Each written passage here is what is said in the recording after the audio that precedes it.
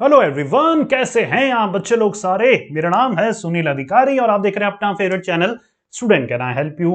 आज के वीडियो में एसएससी 10+2 जिसको आप CHSL नाम से भी जानते हैं, इस एग्जामिनेशन का फुल सिलेबस डिटेल्ड फेज 1 मतलब स्टेज फर्स्ट का क्या सिलेबस है, स्टेज 2 डिस्क्रिप्टिव का क्या सिलेबस है, स्टेज 3 जिन बच्चों को भी स्किल टेस्ट या फिर कंप्यूटर प्रोफिशिएंसी टेस्ट CPT देना है उनको क्या रिक्वायरमेंट है, उनको क्या करना है।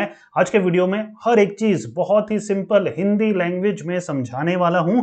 शुरुआत से लेकर एंड तक वीडियो देखिएगा, क्योंकि 12th के बाद अगर आपको गवर्नमेंट जॉब करनी है, गवर्नमेंट जॉब की तैयारी करनी है, तो ये एग्जामिनेशन आपका one of the most important examination है।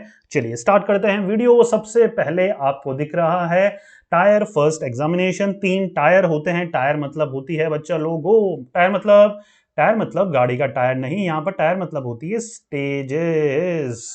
Stages, right. तो सबसे पहली स्टेज जो होती है वो हमारा आपको पता है ऑनलाइन MCQ टेस्ट होता है, जिसको हम CBT नाम से भी जानते हैं, कंप्यूटर बेस्ड टेस्ट होता है। इसमें आपके 4 सेक्शन आते हैं, रीजनिंग, क्वांट मतलब मैथमेटिक्स, इंग्लिश और जनरल अवेयरनेस। सबसे पहले एक एक चीजों को हम देखेंगे, एक एक सब्जेक्ट का सिलेबस हम देखने वाले हैं।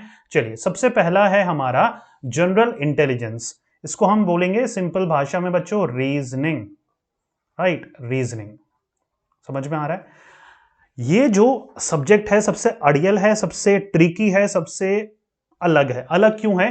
क्योंकि ये आपने अभी तक अपनी 12th तक ये नहीं पढ़ा है। चाहे से आपकी कोई भी स्ट्रीम हो, आर्ट्स हो, कॉमर्स हो, साइंस के स्टूडेंट हैं, आपने ये चीजें नहीं पढ़ी है। हिंदी मीडियम हो, इंग्लिश मीडियम हो, कहीं पर भी हो, राइट। तो ये चीज या इस सब्जेक्ट में आपको स्पेशल एम्फेसिस या फिर फोकस करना जरूरी है। रीजनिंग अलग अलग तरीके से आपका माइंड का IQ लेवल टेस्ट करती है कि आपका दिमाग कितना चलता है, राइट। यहां पर देखिए अलग अलग सब्जेक्ट है। सिमेंटिक एनालॉजी है, सिंबॉलिक ऑपरेशन है, सिंबॉलिक न्यूक्लियर एनालॉजी है, ट्रेंड है, फिगर एनालॉजी है, space orientation, semantic classification, Venn diagram, number series, embedded figure. तो आपको एक एक चीज ये पढ़ने की जरूरत है अच्छी बुक से। बुक्स का वीडियो कल जो आया था देखा था सबने, डिस्क्रिप्शन में मैंने लिंक दे रखा है बेस्ट बुक्स का, चेकआउट करना मत भूलिएगा। और वो वीडियो देख लेना, आपको एक एक चीज पता लग जाएगी कैसे बुक को यूज करना है पढ़ने के लिए, कम से कम समय में कैसे सिलेबस कंप्लीट करना है। डिस्क्रिप्शन में लिंक है बुक का, चेकआउट करिएगा, राइट। चलिए figure series, critical thinking, problem solving, symbolic diagram, देखिए आप सब कुछ पढ़ सकते हैं। सब कुछ नया ही लगेगा, सब कुछ ऐसा लगेगा आपको यार ये चीजें क्या हैं। देखिए कम से कम 2 से 3 महीने आपको रीजनिंग को देना ही देना पड़ेगा बच्चों। ये मिनिमम ड्यूरेशन है in order to become good at reasoning. सबसे अच्छी बात CHSL में होती है कि कोई सेक्शन कट ऑफ नहीं है, तो अगर आप थोड़े कम मार्क्स भी लाएंगे, अदर चीजों में आपको वो मेकअप करना पड़ेगा, कवर अप करना पड़ेगा। मैथ में बहुत अच्छा स्कोर करो, GK में, इंग्लिश में बहुत अच्छा स्कोर करो, तो ये कम से कम उतनी कर लेना कि यार आप पासिंग मार्क्स 10 से 15 मार्क्स ला सकें इसमें, राइट। चलिए ये हमारा सिलेबस था किसका, रीजनिंग का। कोडिंग, डिकोडिंग, सब कुछ, बहुत सारे टॉपिक हैं इसमें जो कि आपको कवर करने जरूरी हैं। कोचिंग की रिक्वायरमेंट हो तो प्लीज कर लेना, ऑनलाइन या ऑफलाइन। कतराना मत, डरना मत, सोचना मत कि मैं कुछ खुद से कर लूंगा, राइट।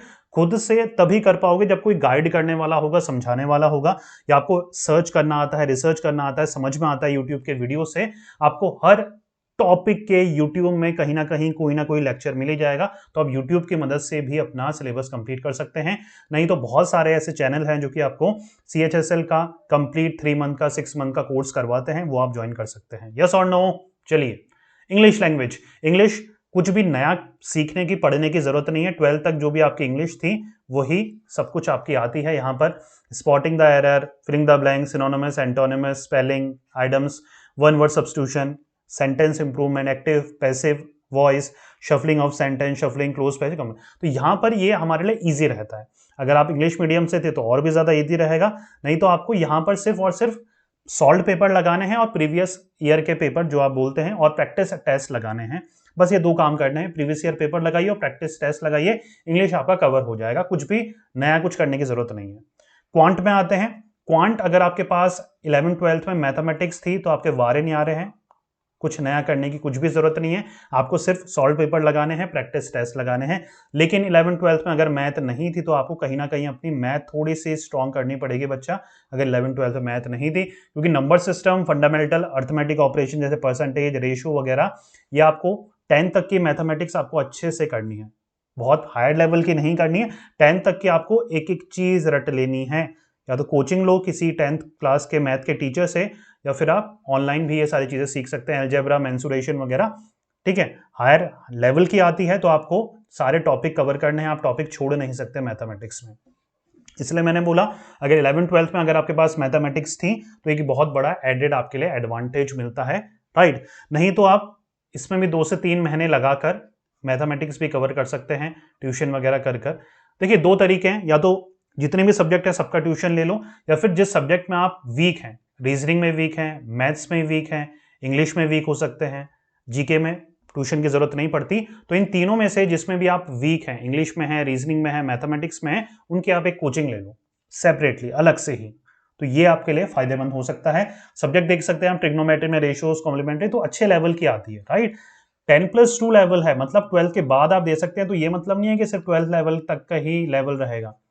ग्रेजुएशन वाले बच्चे भी इस एग्जामिनेशन के लिए अप्लाई करते हैं, राइट, उनसे भी ये पेपर क्लियर नहीं होता है, तो अच्छे लेवल की यहाँ पर आपको मैथमेटिक्स, रीजनिंग दिखती है। जीके के लिए क्या करना है बच्चों, जीके के लिए ज्यादा कुछ एक्स्ट्रा करने की जरूरत नहीं है, जैसे मैंने बुक आपको रेफर करी थी वो फॉलो करिए और रेगुलर न्यूज़पेपर रीड करिए, क्योंकि यहाँ पर जो क्वेश्चन होते हैं ये आते हैं हिस्ट्री, कल्चर से रिलेटेड, ज्योग्राफी से related, economic scene, geographic policy, scientific research, इससे रिलेटेड आते हैं, राइट। तो आपके 2 चीजें, एक तो करंट अफेयर्स प्रिपेयर करनी है और डेट जीके आपको प्रिपेयर करनी है।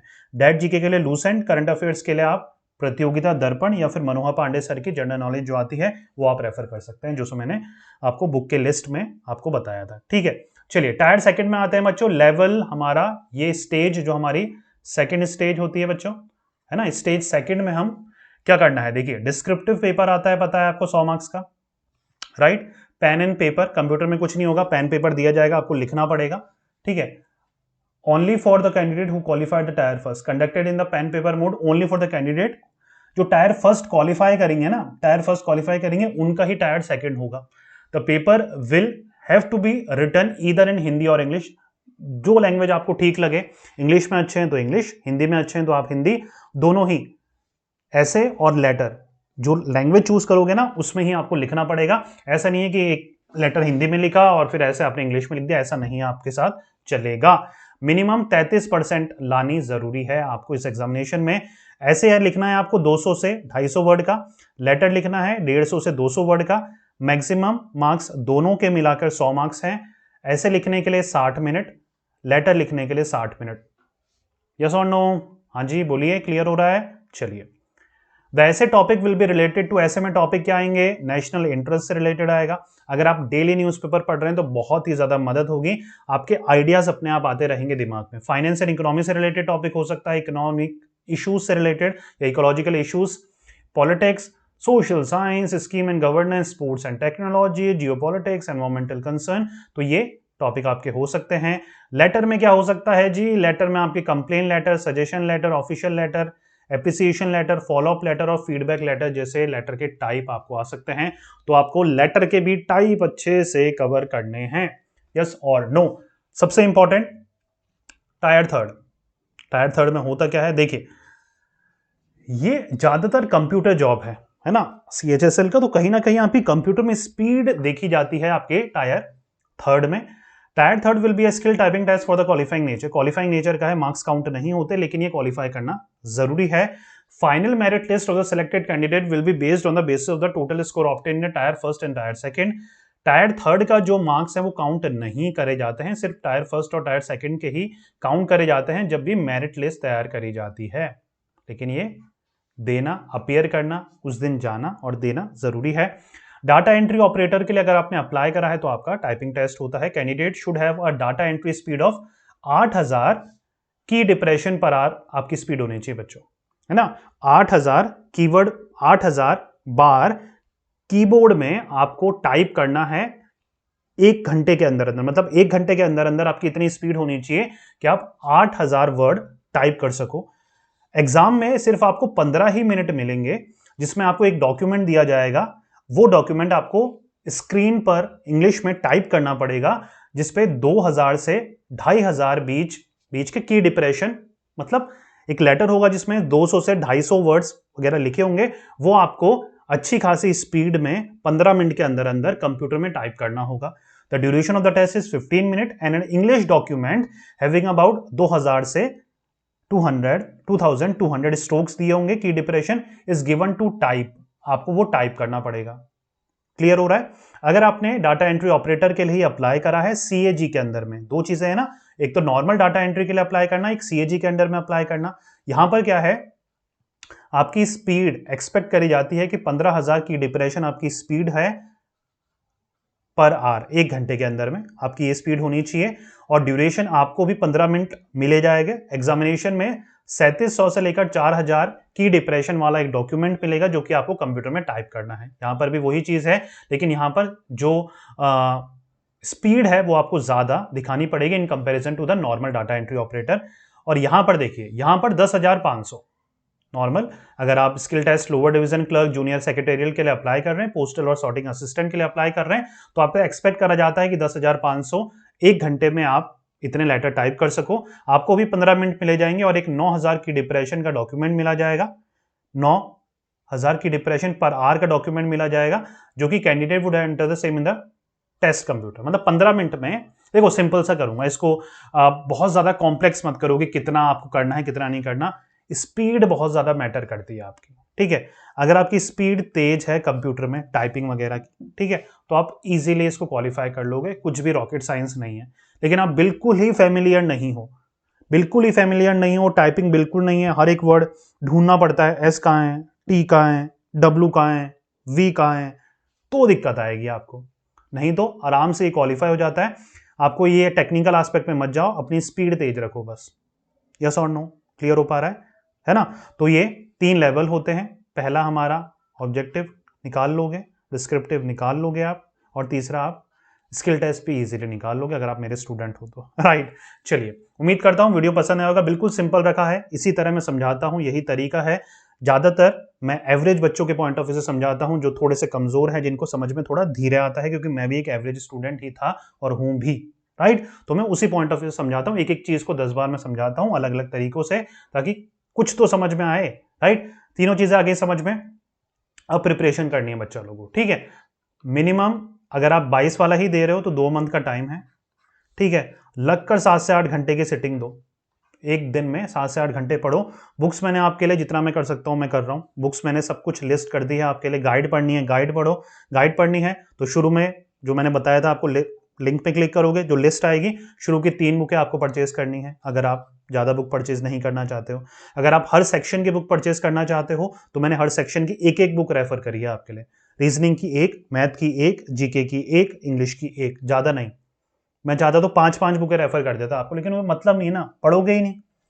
उतना पढ़ो या उतनी बुक रेफर करो जो पढ़ सको। यस और नो? क्लियर हो रहा है? चलिए बच्चों, मिलते हैं नेक्स्ट वीडियो में। Till then take care, goodbye. जो भी आपका फीडबैक है, सजेशन है, कमेंट है, सुझाव है, कमेंट बॉक्स पे कमेंट करना मत भूलिएगा। मिलते हैं नेक्स्ट वीडियो में। Till then take care, goodbye. पढ़ते रहिए, मेहनत करते रहिए, क्योंकि आपका भी दिन है। Thank you so much.